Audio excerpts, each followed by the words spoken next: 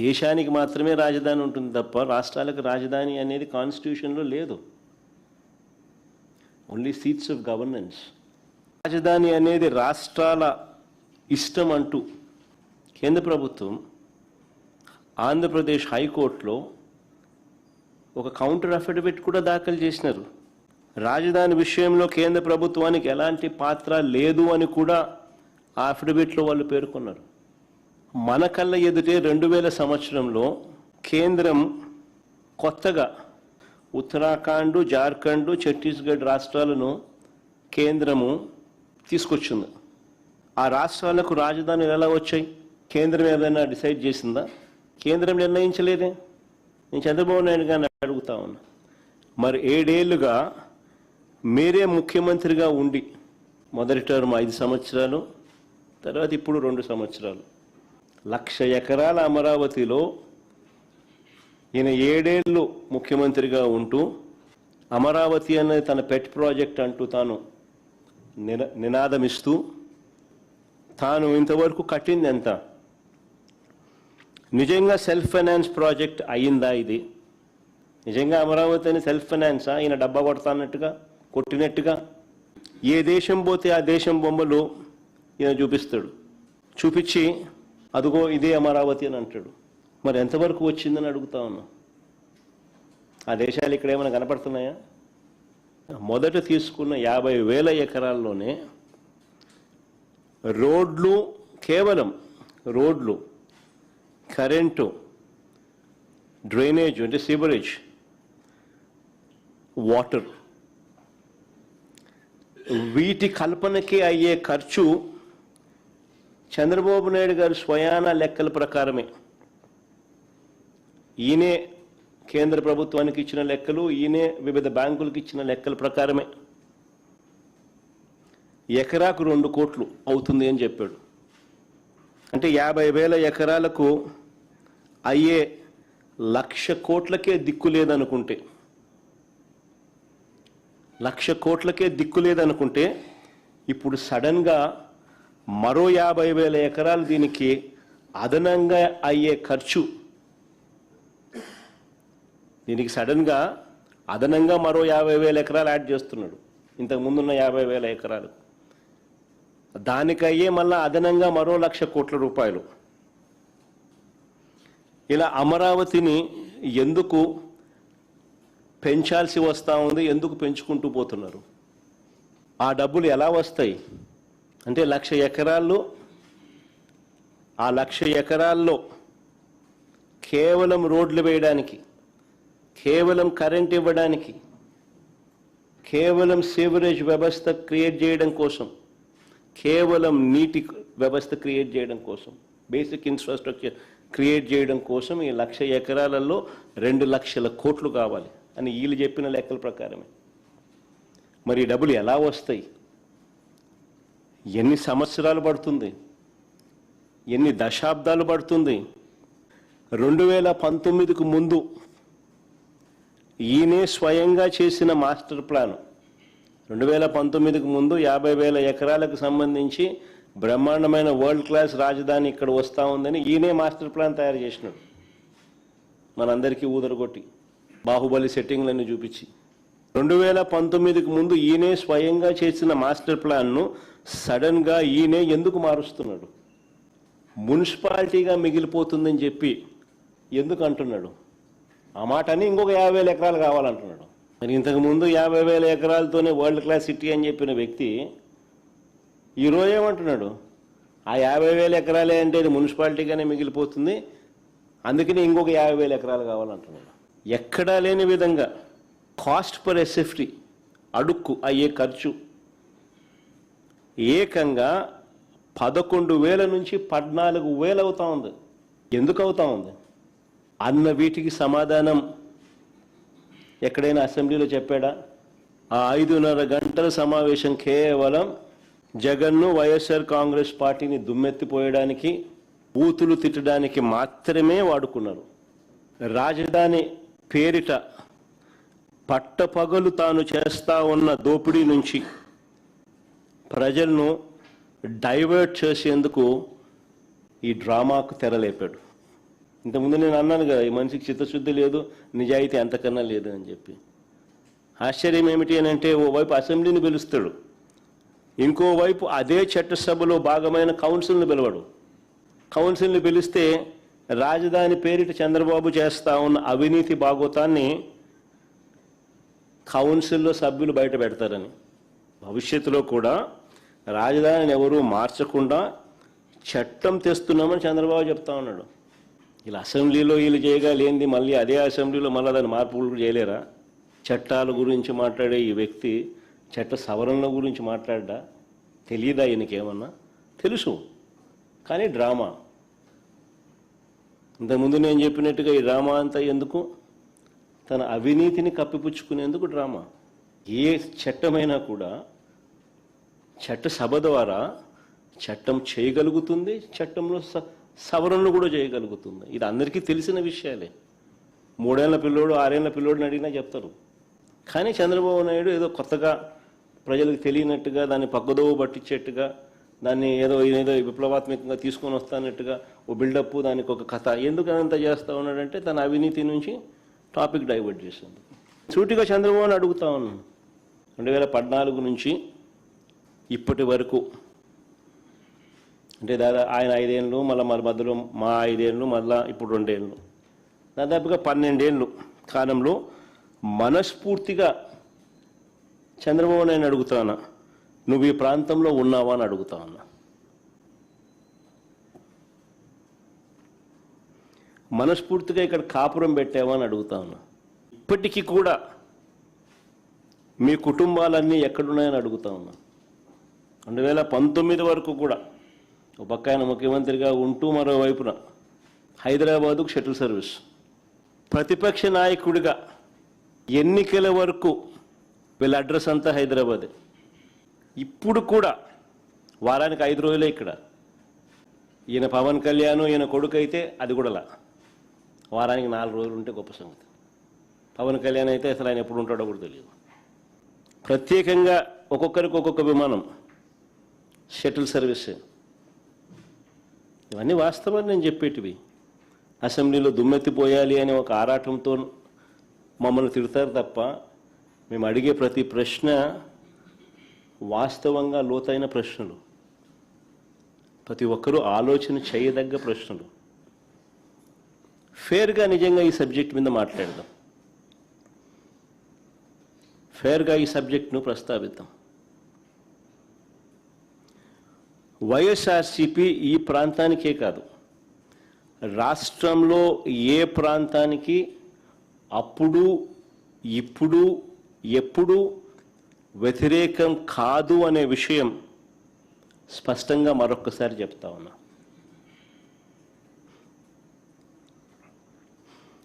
కొన్ని వాస్తవమైన విషయాలు మీ ద్వారా ప్రజల ముందు, ఈ ప్రెస్ కాన్ఫరెన్స్ ద్వారా ప్రజల ముందుకు తీసుకొని పోయే ప్రయత్నం చేస్తూ ఉన్నాం.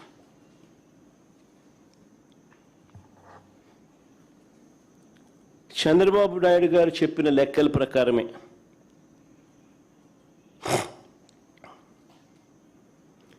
తానంతటి తానే కేంద్రానికి, తానంతటి తానే బ్యాంకులకు వాళ్ళు సబ్మిట్ చేసిన డిపిఆర్ రిపోర్ట్ల ప్రకారమే అమరావతి ప్రాంతంలో 1 ఎకరా డెవలప్ చేయాలంటే, డెవలప్ అంటే బిల్డింగులు కాదు, డెవలప్ అంటే కేవలం అక్కడ రోడ్లు, కరెంటు, డ్రైనేజు, నీటి సదుపాయాల కల్పనకు మాత్రమే. వీళ్ళ లెక్కల ప్రకారమే ఎకరాకు 2 కోట్ల రూపాయలు ఖర్చు అవుతుంది అని ఇచ్చిన వీళ్ళ లెక్కల ప్రకారమే 50,000 ఎకరాలకు అయ్యే ఖర్చు ఇంటూ 2 కోట్లు అంటే 1,00,000 కోట్ల రూపాయలు. మొదటి దశలో తీసుకున్న ఈ 50,000 ఎకరాలకి దిక్కు లేదనుకుంటే,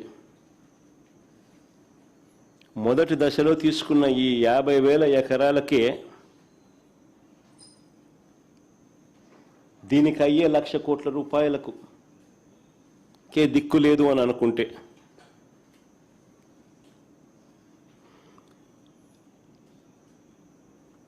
బేసిక్ ఇన్ఫ్రాస్ట్రక్చర్కు మాత్రమే నేను చెప్తా ఉన్నా. ఈ 50,000 ఎకరాలలో బేసిక్ ఇన్ఫ్రాస్ట్రక్చర్కు మాత్రమే రోడ్లు, డ్రైనేజీలు, కరెంటు, నీళ్లు ఇటువంటి బేసిక్ ఇన్ఫ్రాస్ట్రక్చర్కి అయ్యే ఖర్చే ఎకరాకు 2 కోట్ల చొప్పున 1,00,000 కోట్ల రూపాయలకు దిక్కులేదనుకుంటే రెండో దశలో మరో 50,000 ఎకరాలు తీసుకుంటానని చెప్తా ఉన్నాడు.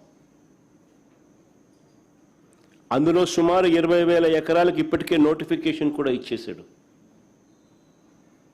రెండో దశకు సంబంధించి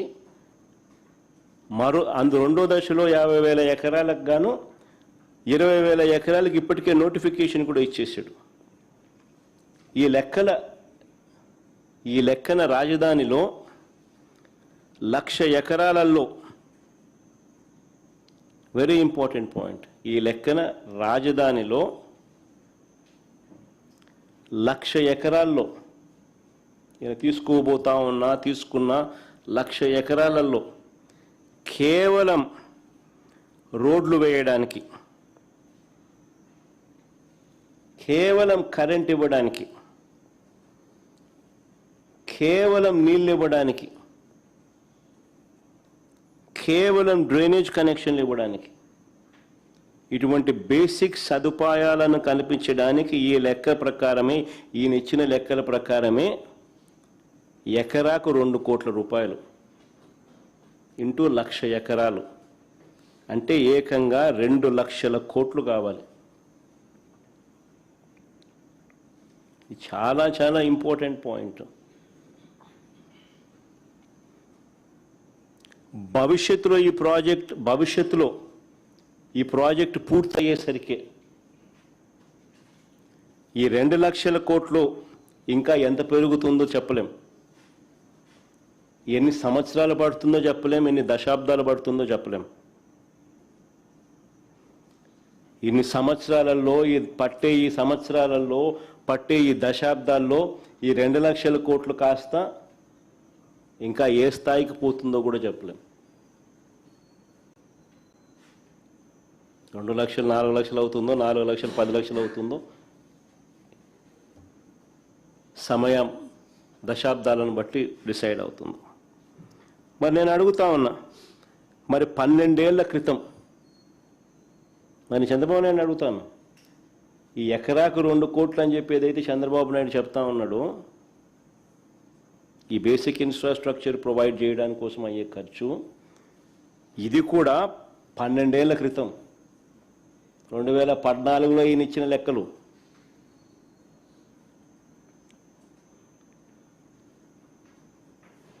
పన్నెండేళ్ల క్రితం లెక్కల ప్రకారమే 2,00,000 కోట్లు పెట్టాల్సిన ఈ చంద్రబాబు విడిపోయిన రాష్ట్రానికి 7 ఏళ్లు ముఖ్యమంత్రిగా ఉన్న ఈ చంద్రబాబు ఇప్పటి వరకు ఎంత పెట్టాడని అడుగుతా ఉన్నా.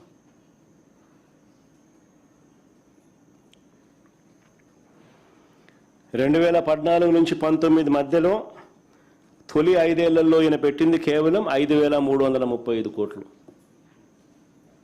2014 నుంచి 2019 మధ్యలో తొలి 5 ఏళ్లలో ఈయన పెట్టిన ఖర్చు 5,335 కోట్లు, 2,00,000 కోట్లకు గాను. అవి కూడా అప్పుల ద్వారా తెచ్చినవే. ఈ 2 ఏళ్లలో కూడా ఎంత పెట్టారని చూస్తే, ఇప్పుడు మళ్ళీ సెకండ్ టర్మ్ మళ్ళీ ఆయన ముఖ్యమంత్రిగా ఆయన ఈ 2 ఏళ్లలో కూడా ఎంత పెట్టారని చూస్తే, నాకున్న సమాచారం ప్రకారం చంద్రబాబు నాయుడు గారు అమరావతి కోసం ప్రస్తుతానికి చేసిన గ్రాస్ కమిటెడ్ అప్పులు 47,000 కోట్లలో ఇప్పటికే డ్రా చేసింది 13,000 కోట్లు. ఇందులో కూడా ఇక్కడ భలే ఆశ్చర్యమైన విషయం, ఇందులో కూడా మొబిలైజేషన్ అడ్వాన్సులుగా ఇచ్చింది 5,500 కోట్లు. 10% చేయడము, 8% తీసుకోవడం కమిషన్. అసలు ఇంతవరకు మా హయాంలో ఎప్పుడు మొబిలైజేషన్ అడ్వాన్స్ అనేది లేదు. పని చేస్తే బిల్లులు పెడితే ఇస్తాం. ఈయన వచ్చినాక దాన్ని మార్చి మొబిలైజేషన్ అడ్వాన్స్ తీసుకొచ్చినాడు. ముందే డబ్బు ఇస్తున్నాడు, ఆ డబ్బులో నుంచి ఇమీడియట్గా డబ్బు ఎత్తున్నాడు. 10% ఇస్తున్నాడు, 8% కమిషన్ ఎత్తున్నాడు.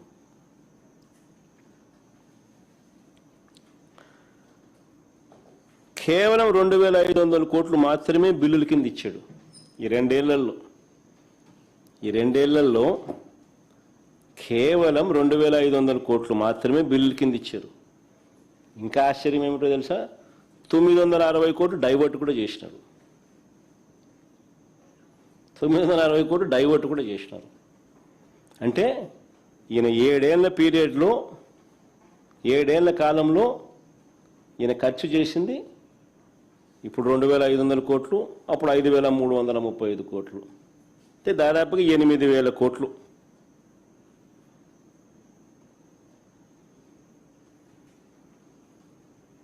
మరి కేవలం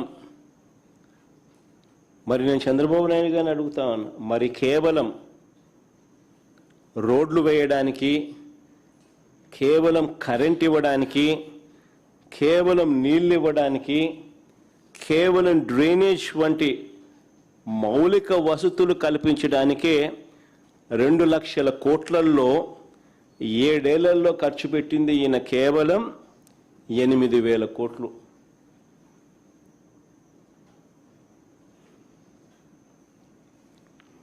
మరి 7 ఏళ్లలో 8,000 కోట్లు పెడితే ఇక 2 లక్షల కోట్లు పెట్టడానికి ఎన్ని సంవత్సరాలు పడుతుంది, ఎన్ని దశాబ్దాలు పడుతుంది?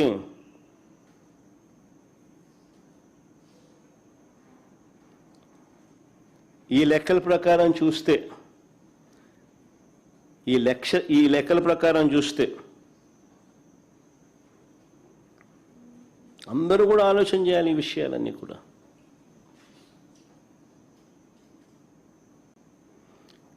ఇది కాక బిల్డింగ్ ఖర్చులు, ఇవి కాక బిల్డింగ్ ఖర్చులు. ఈ 2 లక్షల కోట్లు కాక బిల్డింగ్లకు అయ్యే ఖర్చులు సపరేటు.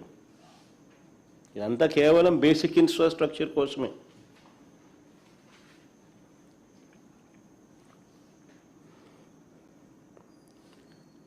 ఆశ్చర్యం ఏమిటో తెలుసా, కేవలం ఆ రాజధాని అమరావతి అనే ఆ ప్రాంతంలో కేవలం రోడ్లు వేయడానికి, కేవలం కరెంట్ వేయడానికి, కేవలం డ్రైనేజ్ చేయడానికి, వ్యవస్థ క్రియేట్ చేయడానికి, కేవలం నీళ్ళు ఇవ్వడానికి ఇంతింత డబ్బులు ఇక్కడ ఖర్చు చేస్తూ పోతే రాష్ట్రంలో ఇక సంక్షేమము, రాష్ట్రంలో ఇక అభివృద్ధి, రాష్ట్రంలో ఇతర ప్రభుత్వ బాధ్యతలు, వీటి పరిస్థితి ఏమిటి?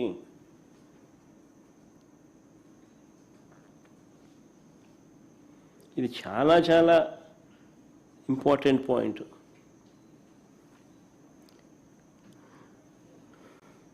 నిజంగా ఇప్పటికే చంద్రబాబు నాయుడు గారు తన స్కాముల కోసం అమరావతి మీద చంద్రబాబు నాయుడు గారు అప్పులు తెచ్చి అమరావతి పేరిట స్కాములు చేస్తూ చంద్రబాబు నాయుడు గారు కుమ్మరించడం వల్ల దాని ప్రభావం ఇప్పటికే రాష్ట్రం మీద కనిపిస్తూ ఉంది.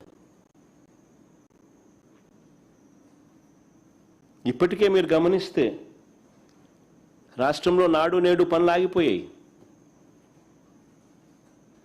స్కూళ్ళు, హాస్పిటళ్ళు పట్టించుకునే నాతులు లేడు.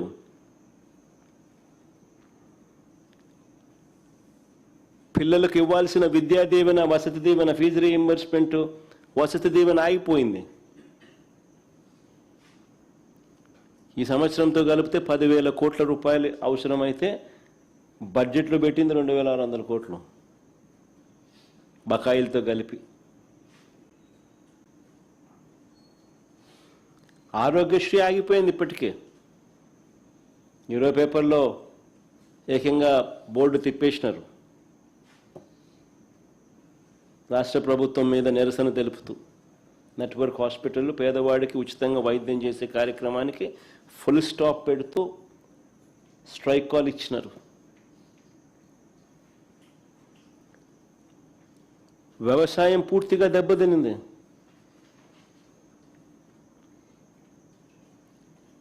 రైతులకు ఏ పంటకు గిట్టుబాటు ధర రాని పరిస్థితి, కనీసం ఇంటర్వ్యూన్ అయ్యే పరిస్థితి లేదు. ఉచిత పంటల బీమా గాలికి ఎగిరిపోయింది. ఇప్పటికీ ఆర్బీకేలు నిర్వీర్యమైపోయాయి. ఈ క్రాప్ జరిగిందా లేదా పట్టించుకునే నాతులు లేడు. మెడికల్ కాలేజ్ పనులు పూర్తిగా ఆగిపోయాయి.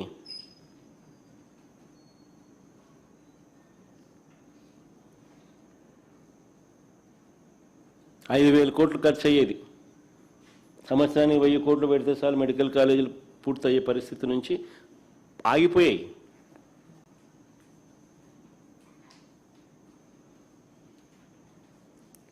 మా పథకాలన్నీ, మా ప్రభుత్వ హయాంలో ఉన్న పథకాలన్నీ ఇప్పటికే రద్దయిపోయాయి. రాష్ట్రానికి అవసరమయ్యే ఇలాంటి ఎన్నెన్నో కార్యక్రమాలన్నీ కూడా ఆగిపోయాయి. చివరకు చంద్రబాబు ఇచ్చిన సూపర్ 6, సూపర్ 7 హామీలకు కూడా మోసాలుగా మిగిలిపోయాయి. ఇక చంద్రబాబు 1,00,000 ఎకరాల అమరావతికి 2 లక్షల కోట్లు ఎప్పుడు పెట్టగలుగుతాడు?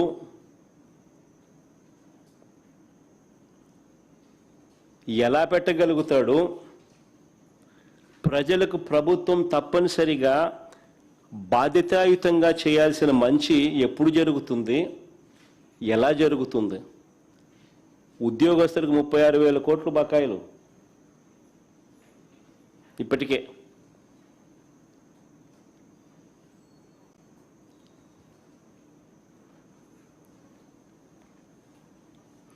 అంటే ఈ చంద్రబాబు గారు తన జీవితం అంతా కూడా ఇక్కడే రోడ్లు, తన జీవితం అంతా ఇక్కడే కరెంటు, తన జీవితం అంతా ఇక్కడే నీళ్లు, తన జీవితం అంతా ఇక్కడే డ్రైనేజు, జీవితం అంతా అప్పులు చేస్తాడా? అంతవరకు రాష్ట్రంలో ఇలా ప్రజలు, రాష్ట్రము ఇబ్బందులు పడుతూనే ఉండాలా?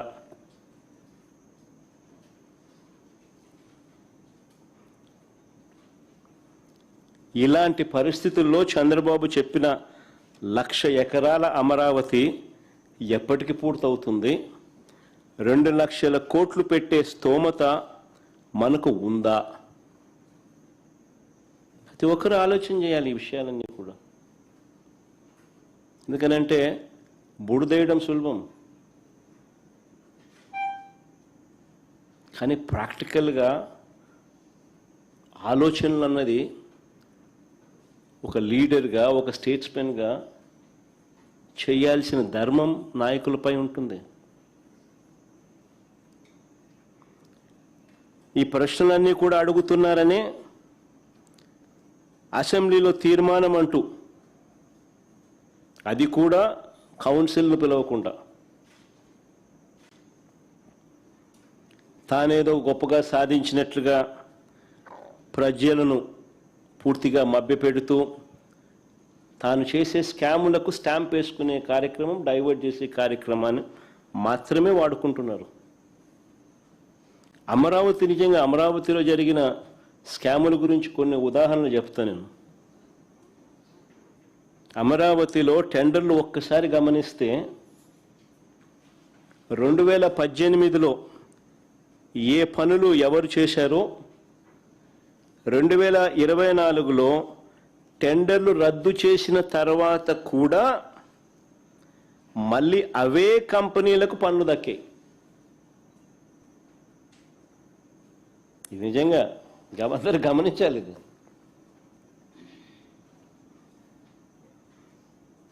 అమరావతిలో టెండర్లు ఒకసారి గమనిస్తే 2018లో ఏ పనులు ఎవరు చేశారో 2024లో టెండర్లు రద్దు చేసిన తర్వాత కూడా మళ్ళీ అవే కంపెనీలకు అవే పనులు దక్కే.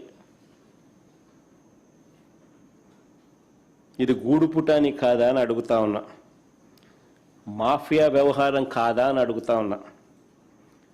ఒకవైపున అనూహ్యంగా టెండర్లు రద్దు చేసి రేట్లు పెంచేస్తున్నారు, మరోవైపు టెండర్లను రిగ్ చేసి మళ్ళీ వాళ్ళే టెండర్లు పొందుతున్నారు.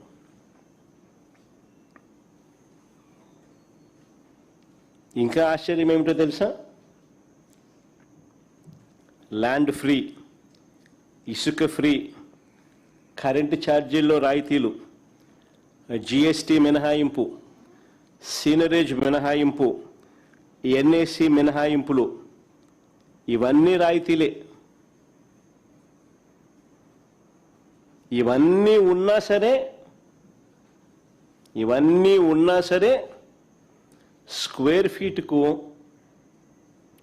11,000 నుంచి 14,000 రూపాయలు.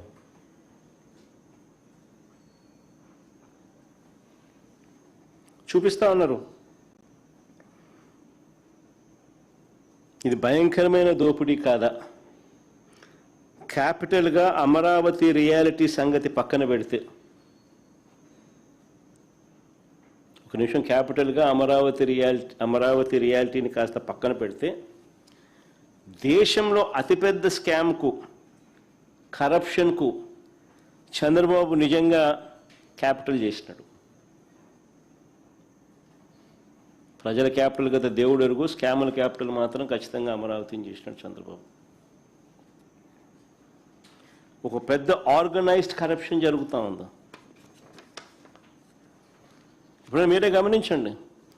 బెంగళూరుకు వెళ్ళినా, చెన్నైకి వెళ్ళినా, హైదరాబాద్లో, ఇటువంటి ఏ మహానగరాల్లో చూసినా కూడా 5 స్టార్ సదుపాయాలతో కట్టిన చోట, రెసిడెన్షియల్ ఫ్లాట్స్, 5 స్టార్ లాబీసు, 5 స్టార్ సదుపాయాలతో కట్టిన చోట కూడా కాస్ట్ పర్ ఎస్ఎఫ్టీ అయ్యే ఖర్చు కట్టడానికి 4,500 రూపాయలు మించదు. కానీ ఇక్కడ మాత్రం, అమరావతిలో మాత్రం 11,000 నుంచి 14,000 రూపాయలు చూపుతా ఉన్నారు.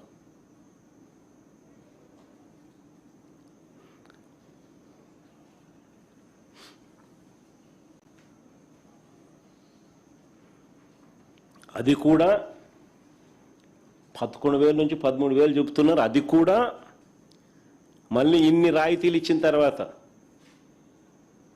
ఇన్ని మినహాయింపులు ఇచ్చిన తర్వాత. ఏమేమి మినహాయింపులు? జిఎస్టీ లేదు, ఇసుక ఫ్రీ, కరెంటు ఛార్జీలు రాయితీ, జిఎస్టీ మినహాయింపు, సీనరేజ్ మినహాయింపు, ఎన్ఏసి మినహాయింపు, ఇవన్నీ మళ్ళా కలుపుకొని, ఇవన్నీ తీసేసిన తర్వాత కూడా స్క్వేర్ ఫీట్ 11,000 నుంచి 14,000 రూపాయలు. మిగతా వాళ్ళంతా ఎన్ని కూడా వేసుకోవాలా?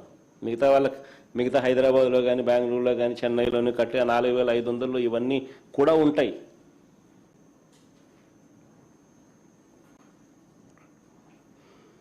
ఉదాహరణకు నేను చెప్తా ఉన్నాను. ఉదాహరణకు చంద్రబాబు కట్టాలనుకుంటున్న 5 టవర్లు,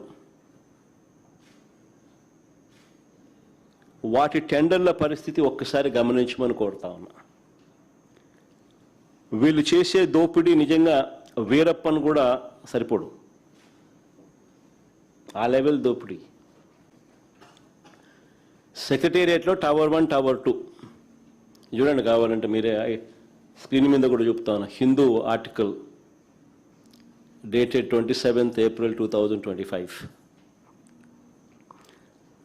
హిందూలో పబ్లిష్ చేసిన ఆర్టికల్.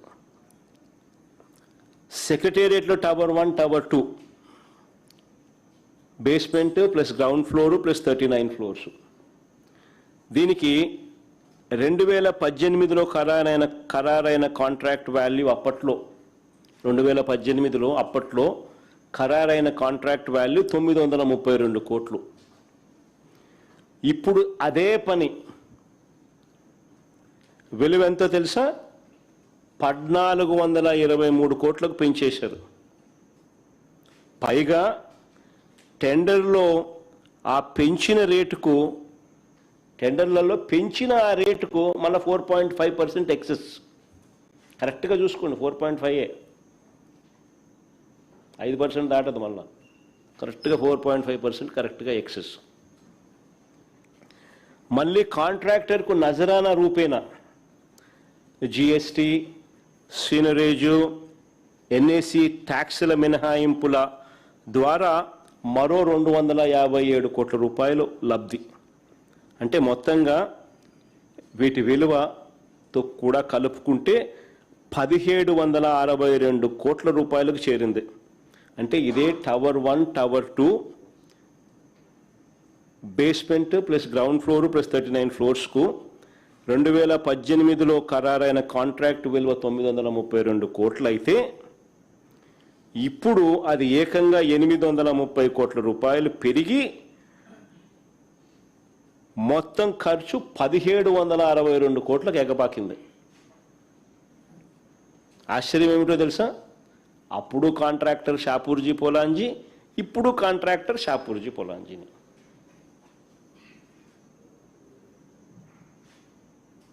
భలే విచిత్రంగా కనిపిస్తాయి. అలాగే టవర్ 3, టవర్ 4 తీసుకోండి. టవర్ 3, టవర్ 4లో అది కూడా basement plus ground floor plus 39 floors. 2018లో ఖరారైన కాంట్రాక్ట్ వాల్యూ అప్పట్లో 784 కోట్లు. ఇప్పుడు అదే పని విలువ 1247 కోట్లు. ఈ 1247 కోట్లకు పెంచేసిన తర్వాత దాని మీద మళ్ళీ కరెక్ట్గా 4.54% ఎక్సెస్. తర్వాత మళ్ళీ వీళ్ళకిచ్చిన రాయితీలు జిఎస్టీ రూపేనా, సీనరేజ్ రూపేనా, ఎన్ఏసి రూపేనా వీళ్ళకిచ్చిన రాయితీలు మరో 241 కోట్ల రూపాయలు. ఇది కూడా కలుపుకుంటే మొత్తం 1545 కోట్ల రూపాయలు. అంటే 784 కోట్ల రూపాయలు కాస్త 1545 కోట్ల రూపాయలు. ఆశ్చర్యం ఏమిటో తెలుసా? అప్పుడు కాంట్రాక్టర్ ఎల్ఎన్టీనే, ఇప్పుడు కాంట్రాక్టర్ ఎల్ఎన్టీనే.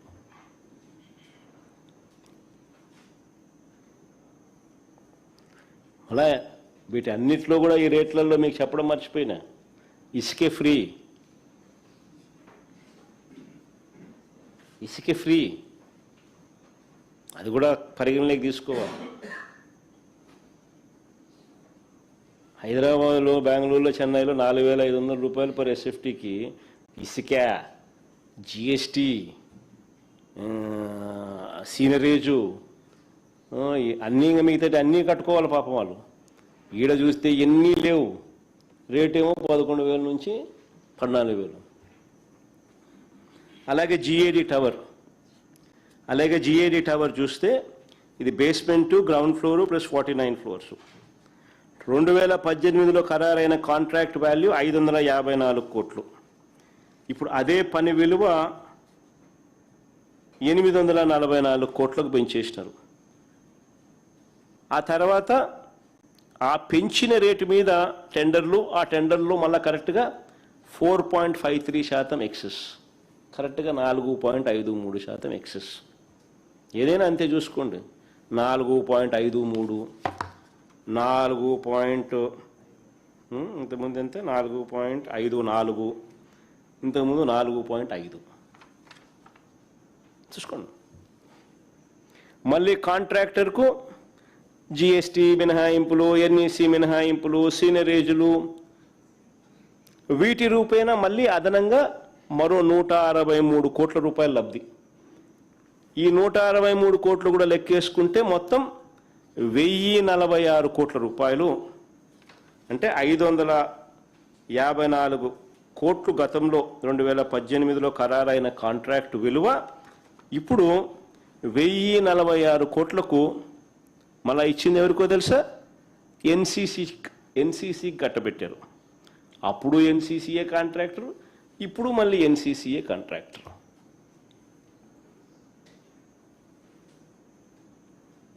అలా ఇవన్నీ సుమా ఇసుక ఫ్రీ.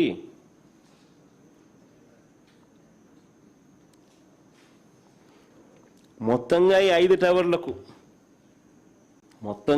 టవర్లకు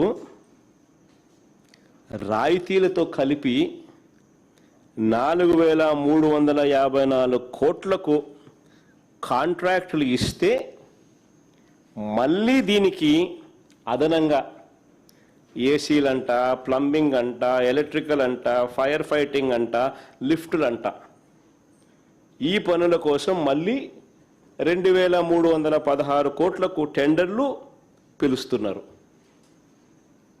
అడ్మినిస్ట్రేటివ్ శాంక్షన్ ఇచ్చినారు, పిలుచమని చెప్పినారు, పిలుస్తున్నారు. అంటే అన్నీ కలుపుకుంటే మొత్తంగా 5 టవర్లకు 6,671 కోట్ల రూపాయలు. మళ్ళీ దీనికి అదనంగా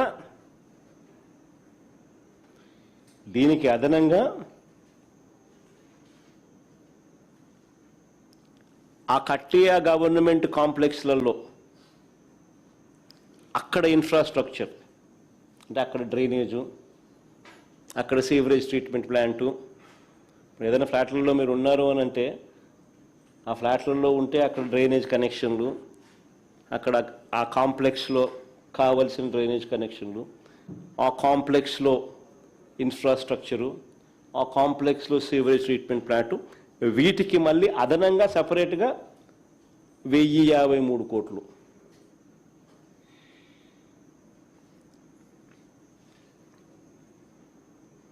ఎక్కడైనా మీరు ఫ్లాట్లు ఏదైనా పోయినా కూడా లేకపోతే మీరే కట్టాలనుకున్నా ఫ్లాట్లు కట్టడమే కాకుండా ఆ ఫ్లాట్లకు మీరు ఆ కాంప్లెక్స్లో ఇవన్నీ కూడా ప్రొవైడ్ చేయాలి.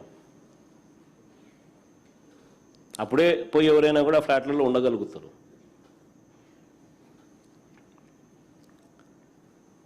ఈ 5 టవర్లకు బిల్టప్ ఏరియా 52,20,496 SFT. అంటే స్క్వేర్ ఫీట్కు 14,795 రూపాయలు పర్ SFT.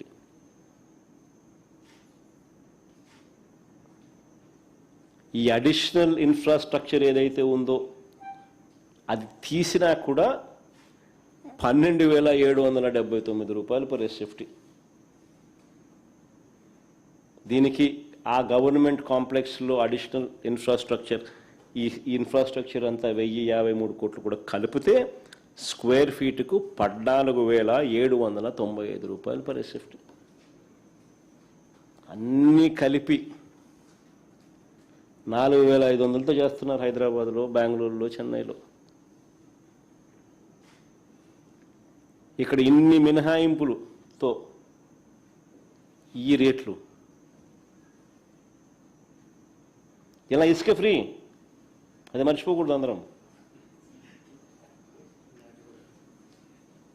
ఇసుక ఫ్రీ అనేది వెరీ ఇంపార్టెంట్ కదా బిల్డింగ్ కన్స్ట్రక్షన్. 5 టవర్లకు 52,20,496 SFT. ఆశ్చర్యం ఏమిటో తెలుసా, ఒకవైపునేమో ఇంతింత డబ్బులు ఖర్చు పెట్టి కడతా ఉన్నారు, మరోవైపున తాత్కాలిక సచివాలయము, తాత్కాలిక అసెంబ్లీ అని చెప్పి వీటిలో వేస్ట్ చేసిన అమౌంట్ ఎంతో తెలుసా? 1,100 కోట్లు. ఎందుకు కట్టినారయ్యా మరి ఉన్న సచివాలయము, ఉన్న అసెంబ్లీ? 1,100 కోట్ల రూపాయలు ఖర్చు పెట్టి కట్టినారు. ఇప్పుడు అది తాత్కాలికం అంట, గంగలో పోసినట్టే కదా. తెలంగాణలో కేసీఆర్ గారు ఈ మధ్యకాలంలోనే సెక్రటేరియట్ బిల్డింగును 28 ఎకరాల్లో కట్టినాడు, 10 లక్షల SFT. అంతకన్నా ఎక్కువ, అదే చాలా లిబరల్. 615 కోట్లతో కట్టినాడు. పార్లమెంటు, దేశ రాజధాని ఢిల్లీలో పార్లమెంటు కొత్త భవనం 970 కోట్లు.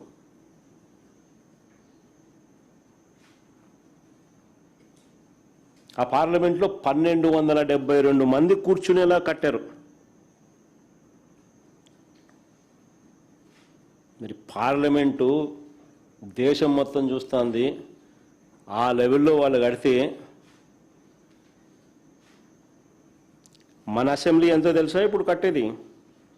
1449 కోట్లు.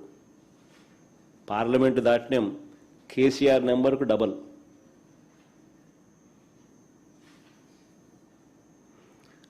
హైకోర్టు కోసం మరో 1480 కోట్లు. హైకోర్టు కోసం మరో 1480 కోట్లు వీళ్ళు పెడతా ఉన్నారు. ఏంది నేను చెప్పినట్టు 5 టవర్లు కాక ఇవన్నీ నేను చెప్పేటివి. 5 టవర్లలో అసెంబ్లీ రావడం లేదు, 5 టవర్లలో నీకు హైకోర్టు రావడంలా, అది కాక అసెంబ్లీ పేరుతో మరో 1149 కోట్లు కడతా ఉన్నాడు. హైకోర్టుకు మరో 1480 కోట్లు మళ్ళా కడతా ఉన్నాడు. దీని కంపారిజన్ తెలంగాణలో కేసీఆర్ 615 కోట్లతో అసెంబ్లీ కట్టినాడు. దీని కంపారిజన్ పార్లమెంట్ భవనం కొత్తగా ఢిల్లీలో కట్టింది 970 కోట్ల రూపాయలు. అంటే కనీసం హైకోర్టు అసెంబ్లీని కూడా వదలడం లేదు స్కాముల కోసం.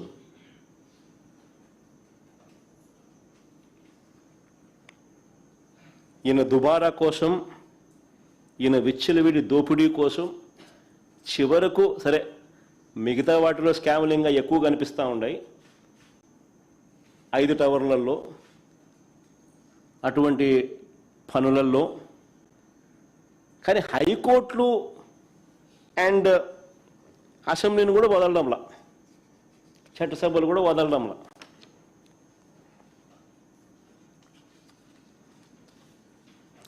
చంద్రబాబు తన అవినీతిని సచివాలయం టవర్లు, అసెంబ్లీకి, హైకోర్టు భవనాలకే పరిమితం చేయలేదు. ఏ పని చూసినా కూడా అక్కడ దోపిడీయే కనిపిస్తుంది. అది రోడ్లైనా కావచ్చు, మురుగునీటి కాలువలైనా కావచ్చు, సీవరేజ్ ప్లాంట్ల విషయంలో అయినా కావచ్చు, కొండవీటి వాగు వరద మళ్లింపైనా కావచ్చు, లేఅవుట్ డెవలప్మెంట్ అయినా కావచ్చు, ఆర్కిటెక్ట్స్కి ఇచ్చే డిజైన్ల ఫీజు అయినా కావచ్చు, ఇలా ఎక్కడ చూసినా కూడా విచ్చలవిడి అవినీతి కనిపిస్తుంది.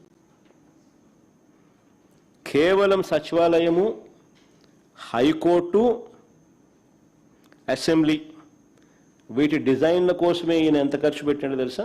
401 కోటి డిజైన్ల కోసం, బొమ్మలు వేసిన దానికి.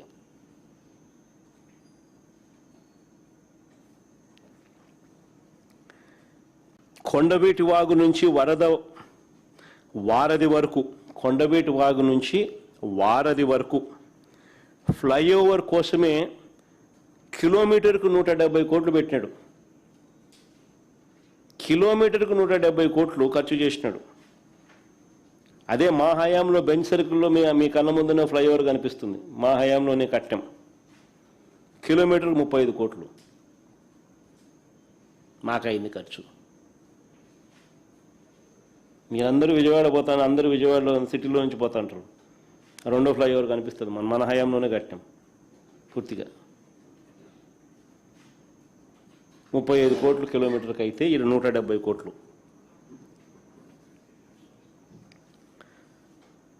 నాకు నిజంగా ఒక్కోసారి అనిపిస్తుంది బంగారంతో ఏమైనా కడతానారా ఆడేమన్నా అని చెప్పి. బంగారు బిస్కెట్లు ఏమైనా లోపల ఏమైనా పెట్టినారా? స్మార్ట్గా బంగారు బిస్కెట్లు కనపడేట్టుగా పెట్టినారా? అమరావతిలో మిగిలిపోయిన 6 లేన్ రోడ్లు వేయడానికి ఎంత తెలుసా? కిలోమీటర్కు 53 కోట్లు. అదే నేషనల్ హైవే టెండర్లు పిలుస్తూ ఉంటారు దేశమంతా, కిలోమీటర్కి 20 కోట్లు వాళ్ళకి యావరేజ్ ఖర్చు, 6 లేన్. మన దగ్గర 53 కోట్లు కిలోమీటర్కి.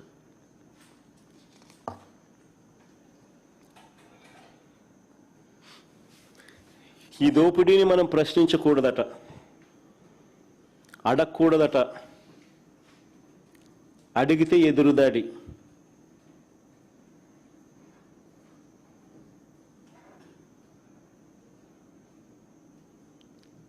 అడిగితే అమరావతికి మీరు వ్యతిరేకం.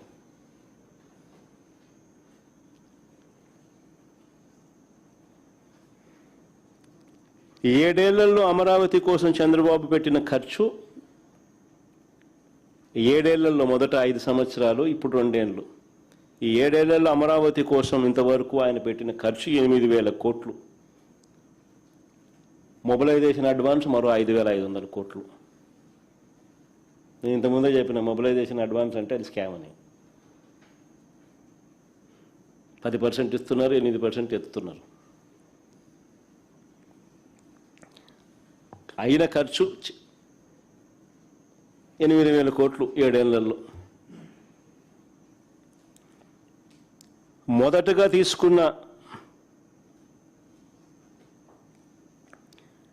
నేను అడుగుతాను, ఈ 8,000 కోట్లలో ప్లస్ మొబిలైజేషన్ 5,500 కోట్లలో మనకి ఏం కనిపిస్తూ ఉన్నాయి? స్కాములు తప్ప. మొదటగా తీసుకున్న 50,000 ఎకరాలకే దిక్కులేని పరిస్థితిలో, మొదటగా తీసుకున్న 50,000 ఎకరాలు, ఆ 50,000 ఎకరాలకు బేసిక్ ఇన్ఫ్రాస్ట్రక్చర్ కోసమే ఖర్చు అయ్యే ఎకరాకు 2 కోట్ల రూపాయలు చొప్పున, ఆ 1,00,000 కోట్లకే దిక్కులేని పరిస్థితిలో మళ్ళీ ఇంకో 50 ఎకరాలు, ఇంకొక 50,000 ఎకరాలు తీసుకుంటానని చెప్పి భవనాలు కాకుండా కేవలం ల్యాండ్ డెవలప్మెంట్ కోసం, అంటే కేవలం బేసిక్ ఇన్ఫ్రాస్ట్రక్చర్ కోసం, రోడ్లు, డ్రైనేజీలు, కరెంటు, నీటి, వీటి కోసం 2 లక్షల కోట్లు 2 లక్షల కోట్లు పెట్టలేమని తెలిసినా కూడా, సాధ్యం కాదు అని తెలిసినా కూడా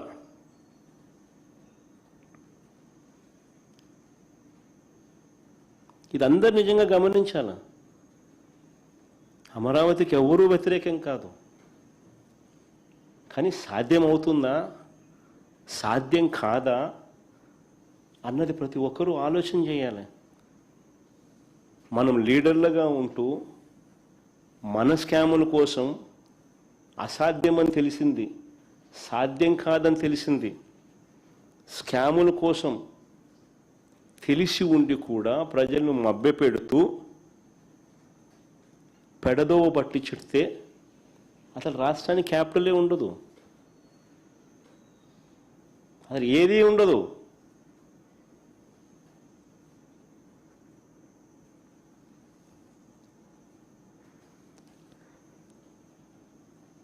డెవలప్మెంట్ కోసమే ఇటు రోడ్లు అక్కడ వేయడానికి, కరెంటు వేయడానికి, ఎలక్ట్రిసిటీ, సేవరేజ్ కనెక్షన్లకు, ఇటువంటి బేసిక్ ఇన్ఫ్రాస్ట్రక్చర్ కోసమే 2 లక్షల కోట్లు అవసరమని తెలిసినా కూడా అది అసాధ్యమని చెప్పి కళ్ళ ముందే కనిపిస్తూ ఉన్నప్పటికీ ఇంకా రైతుల్ని, ప్రజల్ని మభ్యపెట్టాలని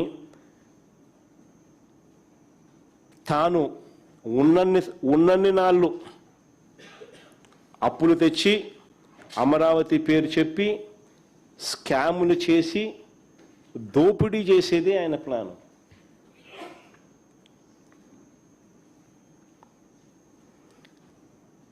ఈ దోపిడీ నుంచి డైవర్షన్ కోసమే అసెంబ్లీలో తీర్మానాలు అంటూ డ్రామాలు.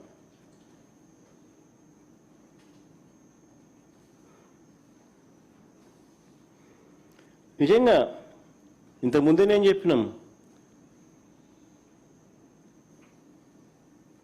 ఎవరు కూడా అమరావతికి వ్యతిరేకం కాదని, కానీ ఇది సాధ్యం కాదని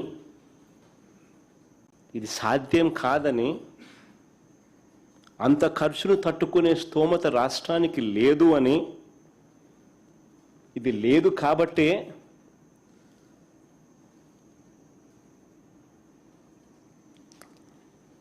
ప్రజలకు భారం ఉండకూడదని రాష్ట్రంలో ఇతర ప్రాంతాలను రోడ్డు మీద పడేయకూడదు అని, అభివృద్ధి సంక్షేమం ఆగిపోకూడదు అని హైదరాబాదు, చెన్నై, బెంగళూరు లాంటి మెట్రో నగరాలతో పోటీ పడే పరిస్థితి మనకు కూడా ఒక గ్రోత్ ఇంజిన్ ఉండాలని ఆరాటంతో రాష్ట్రంలో ఉన్న అతిపెద్ద సిటీ విశాఖపట్నంకు అలాంటి అవకాశాలు ఉన్నాయి అని చెప్పి దాన్ని ఎగ్జిక్యూటివ్ క్యాపిటల్గా చేశాం. స్వార్థమేమి లేదు.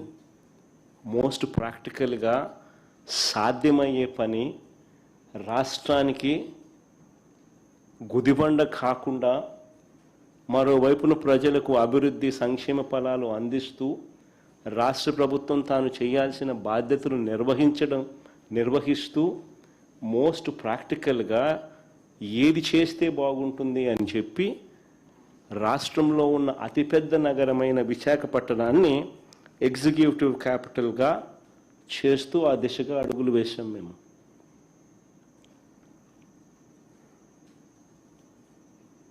కర్నూలును న్యాయ రాజధానిగా పెట్టాలనుకున్నాం. శ్రీబాగ్ ఒడంబడిక మెడ్రాస్ ప్రెసిడెన్సీ నుంచి చూస్తే కొన్ని సంవత్సరాలు, కొద్ది రోజుల పాటు కర్నూలు రాజధానిగా ఉండేది. హైదరాబాదు తెలంగాణ ఎప్పుడైతే జాయిన్ అయిందో, భాషా ప్రవక్త రాష్ట్రాల కింద ఎప్పుడైతే ఆవిర్భావం చెందిందో, అప్పుడు హైదరాబాదుకు అవకాశం ఇస్తూ అప్పటిదాకా కర్నూలు రాజధానిగా ఉన్న ప్రాంతాన్ని అప్పుడు శ్రీబాగ్ ఒడంబిక ప్రకారం అక్కడ హైకోర్టు పెట్టాలని చెప్పి ఒక ఒప్పందం కుదిరింది. దాన్ని గౌరవిస్తూ కర్నూలును న్యాయ రాజధానిగా పెట్టాలనుకున్నాం. అమరావతిని శాసన రాజధానిగా కొనసాగించాలని చెప్పి కూడా నిర్ణయించాం. తీసేయాలనుకోలేదు ఎప్పుడు కూడా. సాధ్యం కాదు కాబట్టే మోస్ట్ ప్రాక్టికల్ సొల్యూషన్ తీసుకొచ్చడం. మా ఆలోచనలలో ఎక్కడా కూడా అమరావతిని నిర్లక్ష్యం చేయలేదు. ఇన్ఫ్యాక్ట్ ఈ ప్రాంతంలో 5 ఏళ్ల పాటు రైతులు కౌలును పెంచడం, రాజధానిలో ఇచ్చే పెన్షన్లు 5,000 కూడా మేము తీసుకుపోయినాం. ఈ ప్రాంతంలో ప్రజలకు మంచి చేయాలని, రైతులకు మంచి చేయాలని చేస్తాం. ఇవన్నీ కూడా మా ఆలోచన అంతా కూడా ఆచరణాత్మక ఆలోచనలు, మోస్ట్ ప్రాక్టికల్ ఆలోచనలు, సాధ్యమయ్యే ఆలోచనలు. ప్రభుత్వం తన బాధ్యతగా ప్రజలకు చేయాల్సిన ప్రతి మేలు కూడా చేస్తూ, ప్రభుత్వం మీద, ప్రజల మీద అప్పుల భారం మోపకుండా అతి తక్కువ పెట్టుబడితో విశాఖపట్నంలో ఆల్రెడీ అక్కడే ఉన్న ఇన్ఫ్రాస్ట్రక్చర్కు కాస్త మెరుగులు దిద్ది అదనంగా కొన్ని భవనాలు కడితే చాలు ఒక గ్రోత్ ఇంజిన్లా మారుతుంది. దీనికోసం కేవలం 10,000 కోట్లు ఖర్చు పెడితే చాలు. అది కూడా ఒకేసారి పెట్టాల్సిన అవసరం లేదు. సంవత్సరానికి 2,000 కోట్లు చొప్పున 5 ఏళ్లలో పెడితే చాలు. ఆటోమేటికలీ విశాఖపట్నం ఈ స్థాయి నుంచి ఈ స్థాయికి వెళ్ళిపోతుంది. ఒక గ్రోత్ ఇంజిన్ తయారవుతుంది. చదువుకున్న మన పిల్లలకు ఎక్కడికెక్కడికో, చెన్నైకో, బెంగళూరుకో, హైదరాబాదుకో ఇలాంటి నగరాలకు పోవాల్సిన అవసరం లేకుండా మనకు కూడా ఒక మహానగరం తయారవుతుంది అని చెప్పి ఆరాటపడ్డాం.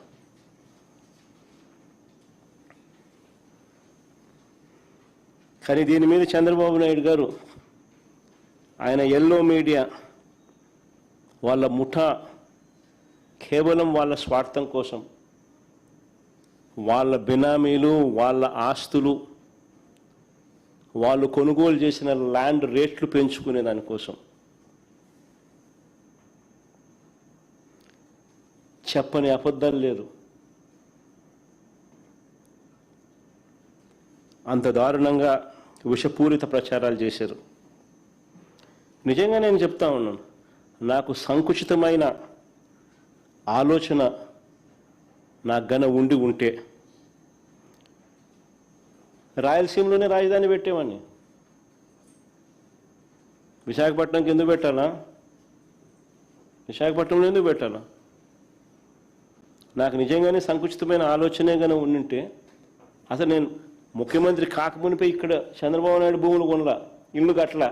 కానీ జగన్ ఇక్కడే భూమి కొన్నాడు. ఈ సొంత ఇల్లు, సొంత భూమి నేను కొన్నా.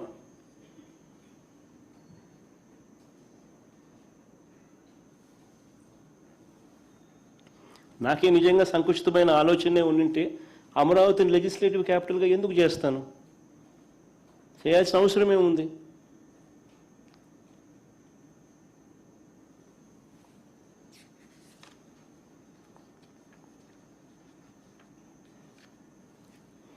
ఇవాళ చంద్రబాబు నాయుడు గారు ఎగ్జిక్యూటివ్ క్యాపిటల్గా విశాఖపట్నాన్ని రద్దు చేసినట్టు,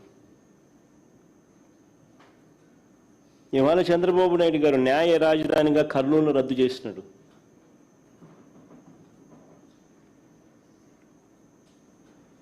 పోనీ అమరావతిలో 2 లక్షల కోట్లు ఎప్పుడు పెట్టగలడో చెప్పగలడా?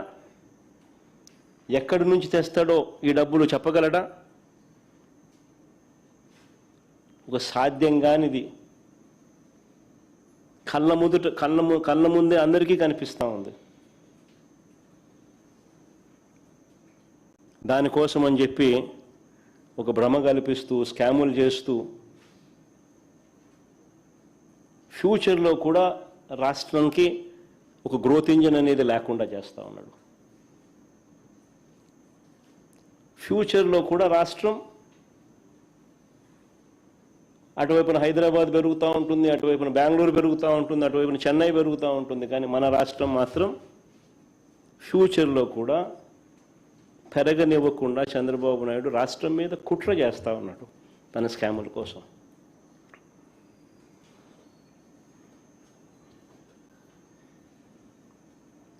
నేను అడుగుతా ఉన్నా, ఒకవైపున ఇన్ని లక్షల కోట్ల రూపాయలు పెట్టడం అసాధ్యమని చెప్పి ఒకవైపున కనిపిస్తూ ఉంటే, మరోవైపు రాష్ట్ర ప్రభుత్వం బాధ్యతగా చేయాల్సిన పనులు, ప్రజలకు చేయాల్సిన మంచి, ఇవన్నీ కూడా ఆగిపోతా ఉన్న పరిస్థితులు.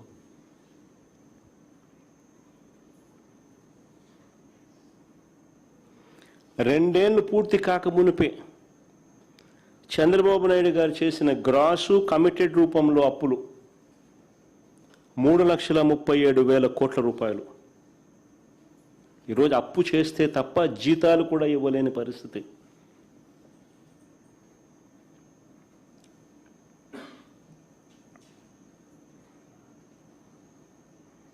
మరి ఇలాంటి పరిస్థితుల్లో 2 లక్షల కోట్లు తెస్తానంటాడు, 2 లక్షల కోట్లతో రాజధాని అంటాడు. ఎప్పుడు డెవలప్ చేస్తాడు? ఈలోగా రైతుల పరిస్థితి ఏమిటి? ఈలోగా అక్క చెల్లెమ్మల పరిస్థితి ఏమిటి? ఈలోగా చదువుతా ఉన్న పిల్లల పరిస్థితి ఏమిటి?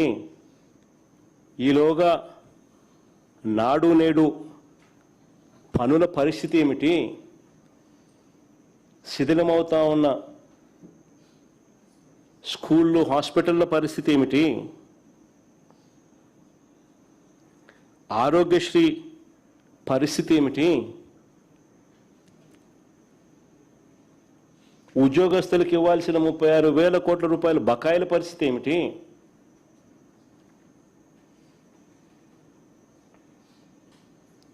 ఇక తప్పనిసరిగా ప్రభుత్వం చేయాల్సిన బాధ్యతలు, వీటి పరిస్థితి ఏమిటి?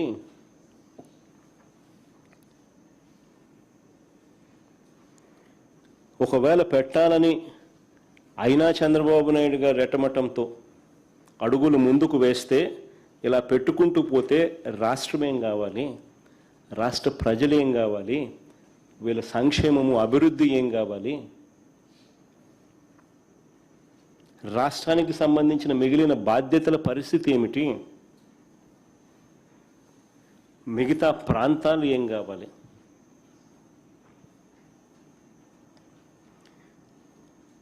ఇన్నాళ్ళు చంద్రబాబు నాయుడు గారు ఏమంటా ఉన్నారు ప్రజలను మభ్యపెడుతూ? అమరావతి సెల్ఫ్ ఫైనాన్స్ ప్రాజెక్ట్ అని ప్రజలను మభ్యపెడుతూ ఇన్ని సంవత్సరాలు అంటా ఉన్న మాటలు. అమరావతి సెల్ఫ్ ఫైనాన్స్ ప్రాజెక్ట్ అని రాష్ట్రంలోని ప్రజలందరినీ కూడా చంద్రబాబు నాయుడు గారు ఇన్ని సంవత్సరాలు మభ్యపెడుతూ వచ్చాడు.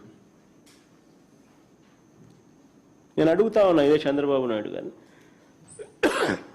అయ్యా చంద్రబాబు నాయుడు గారు, సెల్ఫ్ ఫైనాన్స్ ప్రాజెక్టే అయితే అమరావతి కోసం ఇప్పటికే కమిటెడ్ గ్రాస్ లోన్లు 47,000 కోట్లు ఎందుకు చేస్తున్నట్లు అని అడుగుతా ఉన్నా.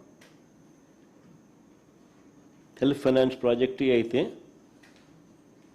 ఆయన కమిటెడ్ గ్రాస్ లోన్స్ 47,000 కోట్లు ఎందుకు చేస్తా ఉన్నట్టు? ఇవి కాకుండా రాష్ట్ర బడ్జెట్ నుంచి కేటాయింపులు ఎందుకు చేస్తా అన్నట్టు? ఈ లోన్లే కాకుండా రాష్ట్ర బడ్జెట్ నుంచి కేటాయింపులు ఎందుకు చేస్తా ఉన్నారు? రాజధాని కోసం తెస్తున్న రుణాలకు రాష్ట్ర ప్రభుత్వం నుంచి గ్యారంటీలు ఎందుకు ఇస్తా ఉన్నారు? ఇదే సెల్ఫ్ ఫైనాన్స్ ప్రాజెక్టే అయితే ఎందుకు రాష్ట్ర ప్రభుత్వం నుంచి రాజధాని కోసం తెస్తున్న రుణాలకు రాష్ట్ర ప్రభుత్వం నుంచి గ్యారంటీలు ఎందుకు ఇస్తున్నట్టు? భూమిని అమ్మి డబ్బు తెస్తానని చెప్పిన వాడివి ఇన్ని వేల కోట్ల రూపాయల అప్పులు ప్రభుత్వ ఖజానాపై ఎందుకు భారం మోపుతున్నారని అడుగుతా ఉన్నా.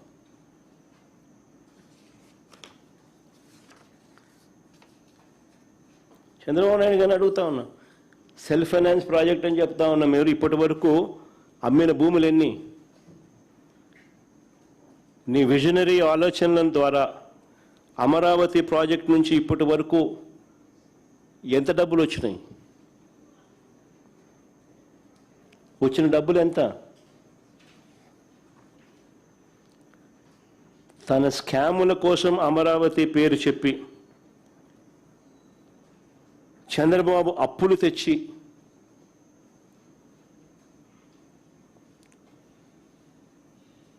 దాని ప్రభావం ఇంతకుముందే నేను చెప్పా, రాష్ట్రంలో ఇప్పటికే దాని ప్రభావం కనిపిస్తూ ఉంది అని చెప్పి.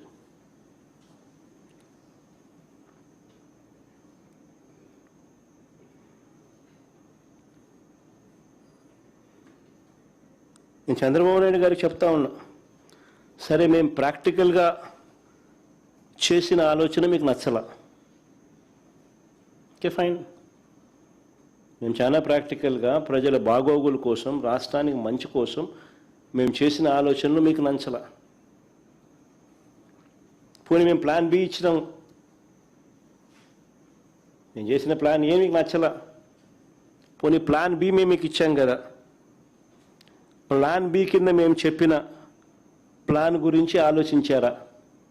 అది లేదు.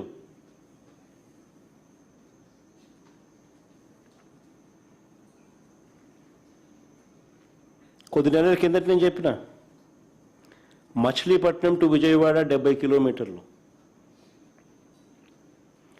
విజయవాడ టు గుంటూరు మరో 40 కిలోమీటర్లు. మచిలీపట్నంలో మేము కడతా ఉన్న పోర్టు, మా హయాంలో పోర్టుకు శ్రీకారం చుట్టాం, పనులు మొదలుపెట్టాం, పర్మిషన్లు తెచ్చాం, ల్యాండ్ ఇచ్చాం, ల్యాండ్ కొనుగోలు ఇచ్చినాం, ఫైనాన్షియల్ క్లోజర్ కంప్లీట్ చేసినాం. ఎవరితో ప్రమేయం లేకుండా దానికి డబ్బులు వచ్చేట్టుగా ఏర్పాట్లు చేశాం.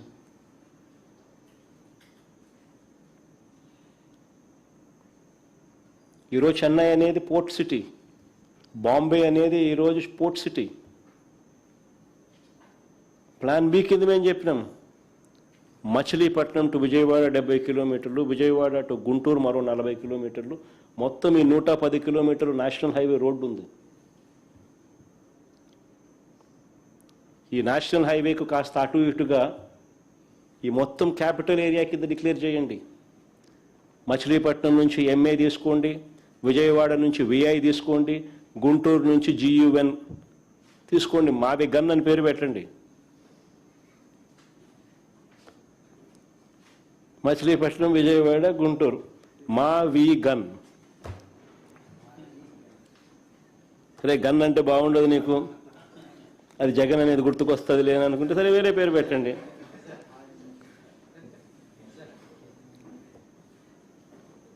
మచిలీపట్నం నుంచి ఎంఏ తీసుకోండి, విజయవాడ నుంచి విఐ తీసుకోండి, గుంటూరు నుంచి జియుఎన్ తీసుకోండి, మా వి గన్ అని పెట్టండి. బ్రహ్మాండమైన 110 కిలోమీటర్లు క్యాపిటల్ ఏరియాని డిక్లేర్ చేయండి, కారిడార్ కింద క్యాపిటల్ ఏరియాని. కనీసము ప్లాన్ బి అన్న కనీసం పిక్చర్లోకి వస్తే అట్లీస్ట్ నువ్వు పెట్టే 2 లక్షల కోట్ల రూపాయలు ఈ రాజధాని ప్రాంతంలో అది అయ్యేది కాదు, సచ్చేది కాదు. ఆ 2 లక్షల కోట్లలో 10% పెడితే చాలు. ఈ మచిలీపట్నంకు, ఈ విజయవాడకు, ఈ గుంటూరు మధ్య కనెక్టివిటీ కోసం, రింగ్ రోడ్లు, ఇతరాతర పనుల కోసం, ఇతర మౌలిక సదుపాయాలు, చిన్న చిన్న మౌలిక సదుపాయాల కోసం 10% పెడితే చాలు. ఈ మావి గన్, ఈ క్యాపిటల్ ప్రాంతం ఫ్యూచర్లో ఎకనామిక్ ఇంజిన్ అవుతుంది. విజయవాడ దాని చుట్టుపక్కల దాదాపుగా 20 లక్షల మంది ప్రజలు ఉండరు. గుంటూరులో దాదాపుగా 10 లక్షల మంది ప్రజలు ఉన్నారు.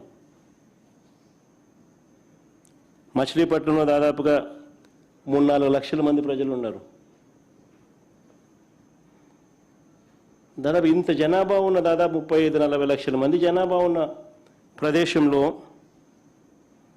కాస్త ఖర్చు పెడితే అదొక మహానగరంగా, ఒక గ్రోత్ ఇంజిన్గా ఎదుగుతుంది అని ఆలోచన చెప్పినాం. ఇది నచ్చల, మావి గన్ కూడా నచ్చల మీకు.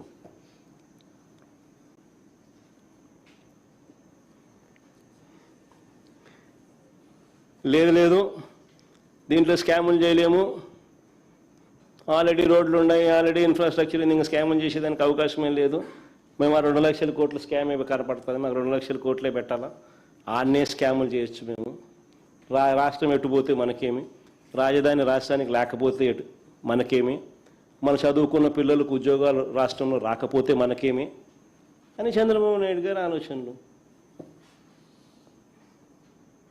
అందుకనే దీనికన్నా లేదు 1,00,000 ఎకరాల్లో రాజధాని కోసమే కట్టాలా, దానికి 2 లక్షల కోట్లు బేసిక్ ఇన్ఫ్రాస్ట్రక్చర్ కోసమే పెట్టాలా, అక్కడ అక్కడే రోడ్లు వేయాలా, అక్కడే డ్రైనేజీలు వేయాలా, అక్కడే వాటర్ కనెక్షన్లు ఇవ్వాలా, అక్కడే కరెంటు, నా జీవితం అంతా అదే చేస్తూ ఉంటా, దానికోసమే అప్పులు తెస్తా, దానికోసమే స్కాములు చేస్తా అని అంటే నిజంగా పెట్టలేరని తెలిసి, అసాధ్యమని చెప్పి తెలిసి, ఉట్టి బేసిక్ ఇన్ఫ్రాస్ట్రక్చర్ కోసమే 2 లక్షల కోట్లు, అది ఇప్పటి ప్రకారం. ఇంక ఇది పూర్తి అయ్యేసరికి అది ఎన్ని లక్షల కోట్లు అవుతుందో, ఎన్ని సంవత్సరాలు పడుతుందో, ఎన్ని దశాబ్దాలు పడుతుందో. సో సాధ్యం కానిది ఒక పెట్టలేరని తెలిసి కేవలం నీ స్వార్థం కోసం నువ్వు నీ బినామీల ఆస్తుల విలువలు పెంచుకునే దానికోసం రాష్ట్రం మీద భారం మోపుతూ, అప్పులు తీసుకొస్తూ, రాష్ట్రానికి సంబంధించిన సంక్షేమాన్ని, అభివృద్ధిని పూర్తిగా గాలికి వదిలేసి రాష్ట్రాన్ని అంధకారంలోకి, అప్పుల ఊబులేకి నెట్టేసే కార్యక్రమం చేస్తూ ఉన్నారు చంద్రబాబు నాయుడు గారు. ఆశ్చర్యం ఏమిటో తెలుసా, మొన్న అసెంబ్లీ సమావేశాల్లో చంద్రబాబు నాయుడు గారు మాట్లాడింది చూస్తే ప్రజలకు పూర్తిగా ఒక విషయం అర్థమైపోయింది. 1,00,000 ఎకరాల అమరావతి లేదని, నవనగరాలు లేవని, ఎయిర్పోర్ట్ లేదని, రైల్వే స్టేషన్ లేదని, ఇంటర్నేషనల్ స్టేడియం లేదని చంద్రబాబు మాటల్లోనే స్పష్టంగా చెప్పాడు. ఏమని చెప్పినాడు? నారాయణను అడిగినాడంట. ఆయన నారాయణ ఈయనకు చెప్పినాడంట. ఏమని? ట్రంక్ ఇన్ఫ్రా 2022 మే 27కి అయిపోతుందంట. లేఅవుట్లన్నీ 2028 మే 27కి అయిపోతుందంట. 5 టవర్లు అసెంబ్లీ హైకోర్టు 2028 ఆగస్టు నాటికి పూర్తవుతాయట. ఈ మాటలన్నీ ఎవరు చెప్పినారు? నారాయణ అడిగితే నారాయణ చంద్రబాబు నాయుడు చెప్పినాడంట. సో చివరికి 1,00,000 ఎకరాల రాజధాని కాస్త 200 ఎకరాలకు వచ్చింది. సో ఇక నువ్వు 200 ఎకరాల్లోనే నువ్వు రాజధాని నిర్మించేట్టుగా అయితే ఇంకా మారుమూల ప్రాంతానికి ఎందుకు పోయినావు స్వామి? జనసంచారం లేని ఆ ప్రాంతానికి ఎందుకు పోయినావు స్వామి? హైవే పక్కన ఈడ కట్టిండొచ్చు కదా, విజయవాడ, గుంటూరు, మచిలీపట్నం మధ్యలో ఏడగట్టినా కానీ నీకు బ్రహ్మాండంగా డెవలప్ అయి ఉండేది కదా. రాజధాని విషయంలోనే కాదు, ఏ విషయంలో కూడా చంద్రబాబు నాయుడు గారికి ఆచరణాత్మక ధోరణి అన్నది ఎప్పుడూ లేదు. ఎప్పుడూ కూడా ఆయన ప్రాక్టికాలిటీకి చాలా దూరంగా ఉంటాడు. నిజంగానే ఆయనలో ప్రాక్టికల్ సెన్స్ కన్నా ఉండింటే, ఆచరణాత్మక ధోరణి కన్నా తనలో ఉండింటే ఇప్పటికి రాజధాని వచ్చేసిండు, అయిపోయింది ఇప్పటికి రాజధాని. ఏ హైవే పక్కన కట్టినంటే అయిపోయేది. ఈ పాటికి అది ఒక గ్రోత్ ఇంజన్లా ఆ బీజాలు పడి ఉండేటివి. నేను ఇదివరకే చెప్పాను, మాకు ఏ ప్రాంతమన్నా కూడా వ్యతిరేకత లేదని. మరొకసారి మళ్ళీ చెప్తా ఉన్నా నేను. ఎందుకనంటే చంద్రబాబు నాయుడు గారు తన స్కాముల కోసమని ప్రజల భావోద్వేగాలను రెచ్చగొట్టే కార్యక్రమం చేస్తూ ఉన్నాడు తప్ప దీంట్లో ఎటువంటి వాస్తవాలు లేవు. నేను చెప్పిన ప్రతి మాట కూడా ప్రాక్టికల్గా ఆలోచన చేస్తే ఎవరికైనా కూడా జగన్ చెప్పేది నిజమే కదా అని చెప్పి అనిపించే మాటలే.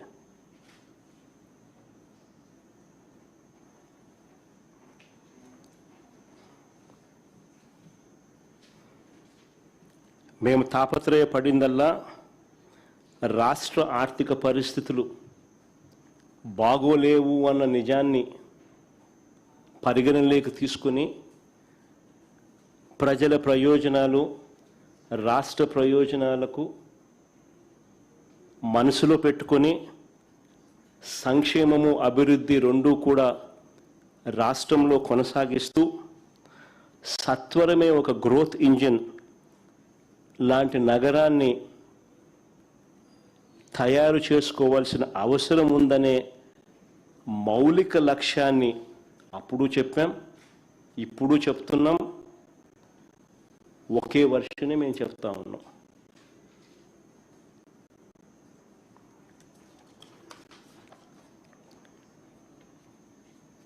రాజధాని విషయంలో మేము ఇచ్చిన సలహాని ప్రభుత్వం పక్కన పెట్టిన నేపథ్యంలో సెల్ఫ్ ఫైనాన్స్ ప్రాజెక్ట్ అనేది పూర్తిగా పక్కకు పోయిన నేపథ్యంలో కేవలం అప్పుల మీదే రాజధాని పనులు ఆధారపడ్డ నేపథ్యంలో వాస్తవ పరిస్థితులు 1,00,000 ఎకరాల అమరావతిలో కేవలం రోడ్లు, డ్రైనేజ్ వ్యవస్థ, నీళ్లు, కరెంటు కోసమే ఇంత డబ్బు పెడితే ఇక ప్రజలు, రాష్ట్రం ఏం కావాలి అని మరొక్కసారి ప్రశ్నిస్తా ఉన్నా చంద్రబాబు నాయుడును.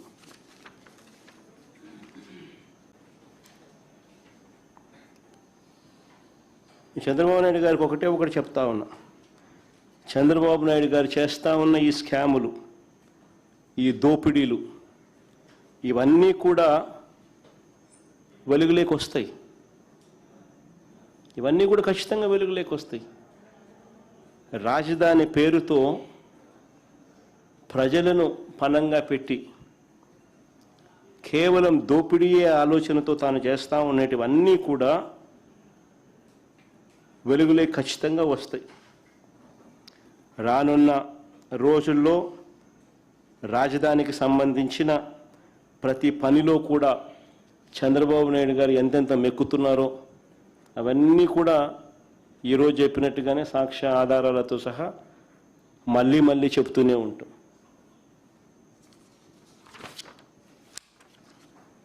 చంద్రబాబు నాయుడు గారికి మాత్రం దేవుడు గట్టిగా మొట్టికాయలు వేస్తాడు. ప్రజలు కూడా ఖచ్చితంగా మొట్టికాయలు వేసే రోజు కూడా త్వరలోనే ఉంది. తాను చేస్తూ ఉన్న ఇంత అన్యాయపు ధోరణి వల్ల.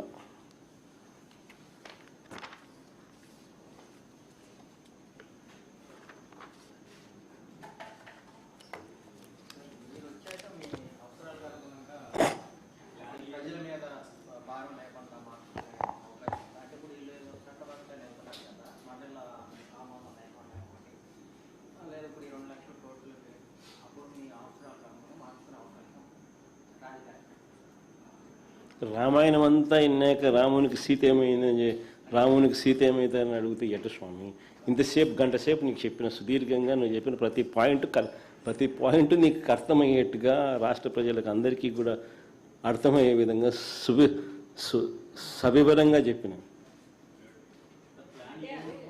Sir, you said, sir, you alleged that so much astronomical amount of corruption is happening. So, how do you think it can be stopped from happening? You should say. You are the journalist. You have the pen. No, we write what they say and what you write. But practically, how do you think it can be stopped? You have all the tender documents in place. None of these things are spoken out of the air. Everything has got evidence. Everything is properly documented. Whatever I've spoken about has got documented evidence. I think all those documents are available, and you being a journalist should take it up and make it a national issue. What about those companies indulging in these tenders and contracts? Do you think they will react? ఎంత చేసినా అంతే. ఇప్పుడు ఏం చేయగలుగుతాం? ఏం చేయగలిగే ప్రస్తుతానికైతే ఏం చేయలేము. మనం వచ్చిన తర్వాతనే ఎంక్వైరీలు ఏదైనా చేయగలుగుతాం, అంతే కదా. ప్రస్తుతానికి ఏం చేయగలుగుతాం? విలేకరుల సమావేశం పెడతాం, విలేకరుల ద్వారా మీ ద్వారా రాష్ట్ర ప్రజలకు చెప్పే కార్యక్రమం చేస్తాం. మీరు ఎంక్వైరీ చేసి మీరు కూడా మీ పత్రికల్లో రాయండి, మీరు కూడా మీ పేపర్లలోనూ మీ టీవీలలో చూపించండి అని చెప్పగలుగుతాం. కానీ మేనేజ్మెంట్లు ఆంధ్రప్రదేశ్లో అయితే ఆల్రెడీ కుమ్మక్కై ఉన్నాయి, వీళ్ళంతా కూడా కలిసికట్టుగా ఉన్నారు.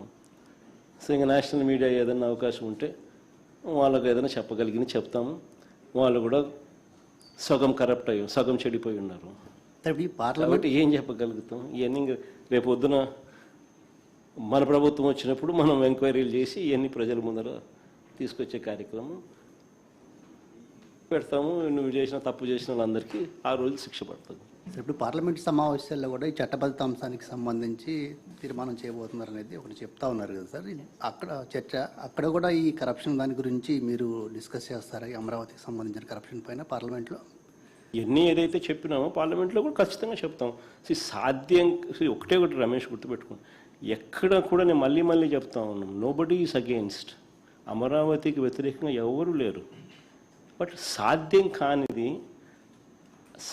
కాదని తెలిసి ఇంత డబ్బులు పెట్టడం ఇంపాసిబుల్ అని చెప్పి తెలిసి 2 లక్షల కోట్ల రూపాయలు ఏంది స్వామి? రోడ్ల కోసము, కరెంటు కోసము, డ్రైనేజీల కోసము, బేసిక్ ఇన్ఫ్రాస్ట్రక్చర్ కోసం పెట్టడం ఏంది? ఆల్రెడీ ఈ బేసిక్ ఇన్ఫ్రాస్ట్రక్చర్ ఉన్న ప్రదేశాన్ని అంతా పక్కన పెట్టడం ఏంది? 2 లక్షల కోట్లు అసలు సాధ్యం అయ్యేదేనా?